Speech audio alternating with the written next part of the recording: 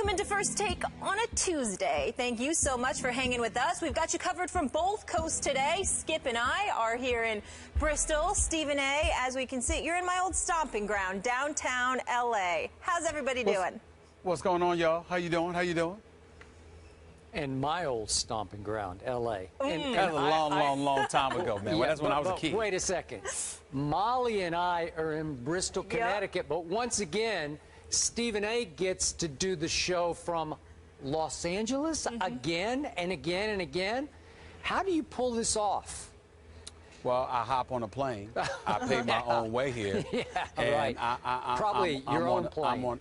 I'm on a mission to make things happen. You know me, I'm never satisfied. Always looking to make things happen. Yes. I'm sure you did last night. Yes, It's a tough life. Somebody's got to live it.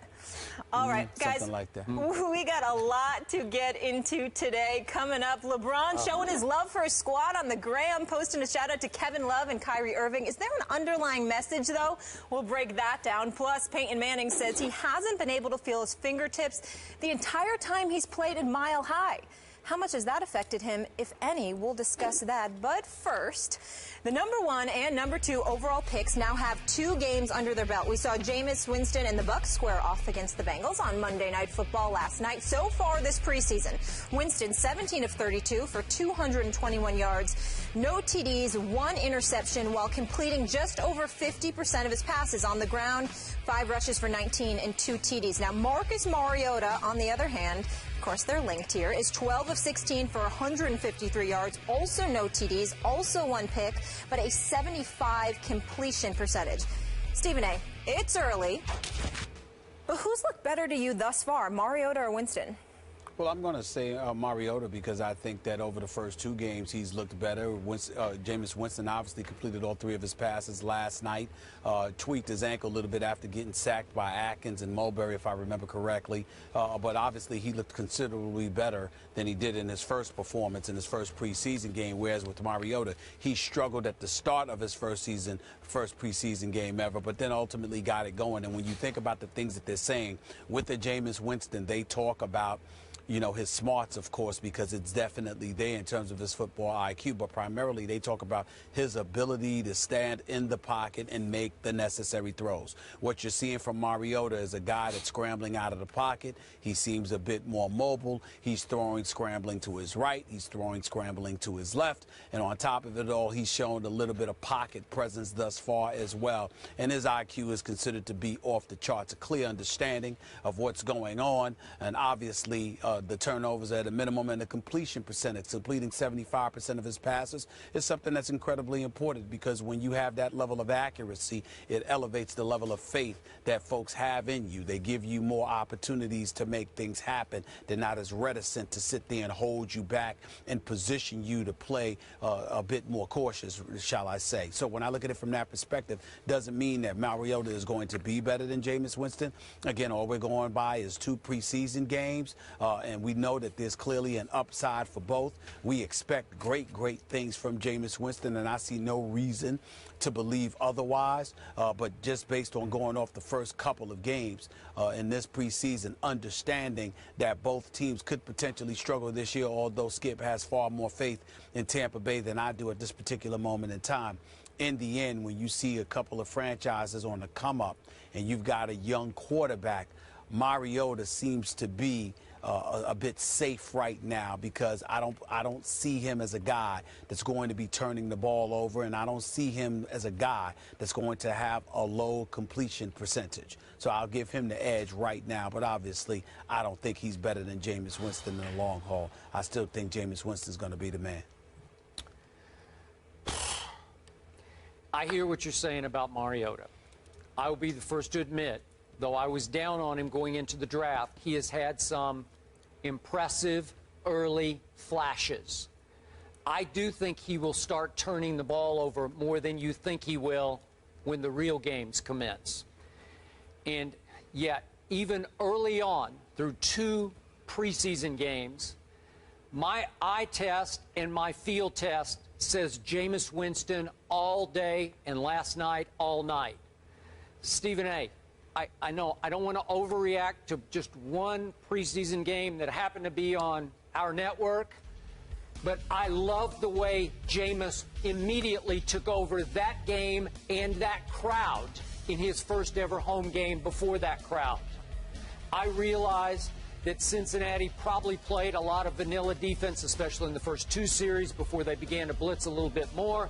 And I realized that if this had been Cincinnati on opening day, that Jameis Winston would have gotten a whole lot of different looks thrown in his face. I get all that. But I'm going to hark back to what Vincent Jackson told Lisa on the sideline last night after he was finished playing. She said, "What's the biggest thing you love about Jameis?" And he said, energy. Jameis has energy that Marcus Mariota does not give off. Jameis has spirit. He's got spark. He's got a million-watt smile that Marcus doesn't have to generate leadership in Tennessee the way Jameis is already generating it for this fairly moribund team in Tampa, a team that was 2-14 last year that needed contagious leadership to rub off on everybody. And Jameis, to my eyes, already rubbing off on a team that, remember, was 0-8 at home last year. And the year before, they were 3-5 at home. So that's a combined, 3-13 over the last 2 years at home. And that can create, as you well know, contagious apathy among your fandom. It looked kind of sparsely attended last night, especially early. It looked like a very late arriving crowd. And I know it's just the first preseason game at home. But Jameis Winston's going to be a lightning rod for this franchise. And what I love the most, Stephen A., was that he dictated at the line of scrimmage like a young Peyton Manning right out of the box last night. I do not think this can be underestimated. And you and I have talked about this before. Look, Jameis did so much dumb stuff at Florida State. Don't even get me started on the crab legs and the incident where he stood up on the table at the student union. We know about all that. We can go on and on. Dumb, dumb, dumb, dumb, dumb. And it detracted from the fact that Jameis Winston is a brilliant operator of an offense. I in fact, think Jimbo Fisher was a little confining for Jameis. I think they sort of butted heads over who's running this offense, who's dictating, who's calling the plays, because Jimbo likes to rule with an iron fist of his offense. And all of a sudden, I saw Jameis just changing plays and play. He was going Peyton Manning on the starters of the Cincinnati Bengals. Again, vanilla looks, I get all that. But that's impressive to me, as is deadly accuracy that I have not always seen from Marcus Mariota. Deadly accuracy. And Jameis will fit balls through tight windows, and I know he takes too many risks, but he's learning on the fly. And I thought he played pretty flawless football last night.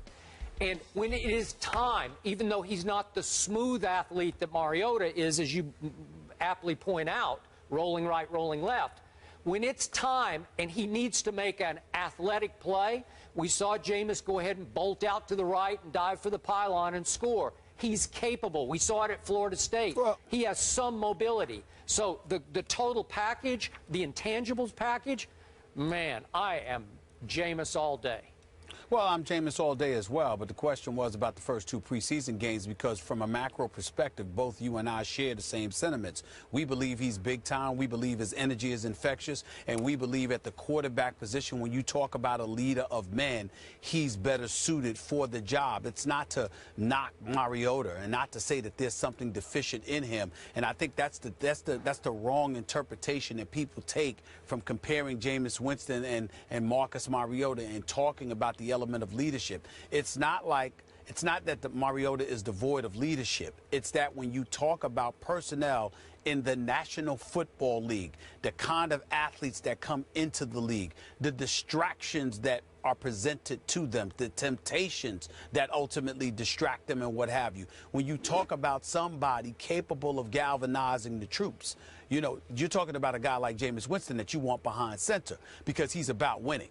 and he's about being in your face and making sure to hold you accountable just like he'll hold himself accountable. You can't, even though I'm quite sure Mariota will talk to guys, he'll converse with them, he'll do those kind of things. Could you imagine being somebody on a squad with Jameis Winston and you're being lackadaisical when it comes to coming out there on a Sunday afternoon and giving a full-fledged effort? Mariota might call you out. But is it going to be in the same fashion as a Jameis Winston? Are you going to be held accountable by the guy behind center with Mariota the same way that you're going to be held accountable by a Jameis Winston? These are the kind of things that we alluded to when you talk about football leadership on the field and galvanizing the troops and maximizing their potential. So when I look at it from that perspective, I think Jameis Winston is in a different class than Mariota. But for the purposes of this discussion as it pertains to 2 preseason games, Mariota has been more proficient. He's been more proficient in terms of his completion percentage. And in the NFL, when everybody talks about keeping the turnovers to a minimum and being about the business of being an orchestrator, Jameis Winston is big play Jameis. Marcus Mariota seems to be somebody, Skip, that ultimately will pick you apart. I look at a Jameis Winston and I think about whether it's the Troy Aikmans, Tony Romo's, Aaron Rodgers, Tom Brady's, people like that down the line. When I look at a Marcus Mariota, I think about the late, great Kenny Stabler. I think about a Tom Brady. I think about guys who are like surgeons and systematically goes about the business of picking you apart. Does that mean that they'll be less effective? In most instances, yes. In some instances, no. But that's why we put Jameis Winston as number 1. But when I look at the Tennessee Titans and what they need, I can understand why they've got a lot of faith in Marcus Mariota, because I think he's going to be an upgrade compared to what they're accustomed to. Yeah. And he's going to be what they need in terms of consistency and somebody who's trustworthy and reliable. Okay. I hear all you just said. And it's still, as Molly pointed out, extremely early. By all accounts, Marcus Mariota has come out of his shell. He could be pretty quiet. He could be a little bit standoffish from his teammates, not in a bad, not in an arrogant way, just in a shy way. And by all accounts in Tennessee, he's trying to pick it up. He's trying to take over. He's trying to be a little more outgoing. And I got those vibes watching him the other night in his second preseason game, that he is trying to be more of an obvious leader. I don't know if you can force that. I don't know if that will continue to play well for his teammates once the actual games commence, because I still wonder about Mariota's feel for operating an offense. You talked about the slice and dicers. I'm not sure he has that in him. He operated a beautiful fast break attack, that quack attack at Oregon, and it just came at you so fast that the defense was constantly on its heels. He ran that beautifully, and they'll have an element of that in the Tennessee attack, but it won't quite be that. I just don't think he'll be as consistently accurate, and I do see him as he did the other night. He got flustered. He threw an interception that was dropped. I'm just saying, I think Jameis is in this next, he's a cut above, an echelon above Mariota. I'm not saying Mariota's going to be a bust, but I think he will struggle longer and harder than Jameis will. Possibly. We'll see. All right, so we're both taking Jameis all day, but Stephen A. thinks that Mariota looks a little more proficient through the first 2 preseason games, and Skip is taking Jameis there. You can see them both. Mariota's playing Friday, Titans at Chiefs, and then Saturday, Jameis and the Bucs host the Browns. And, of course, we're all circling September 13th. First regular season game, it's the Titans at Tampa Bay Bucs in Raymond James Stadium, so that'll be a fun one. We move on to Aaron Rodgers, though, now, and the news that the Packers were hoping not to have confirmed was, in fact, confirmed yesterday. Jordy Nelson did tear his ACL, and he is done for the season. Rodgers and Nelson have hooked up for 39 TDs in the last 4 seasons. This is the 3rd most of any quarterback wide receiver duo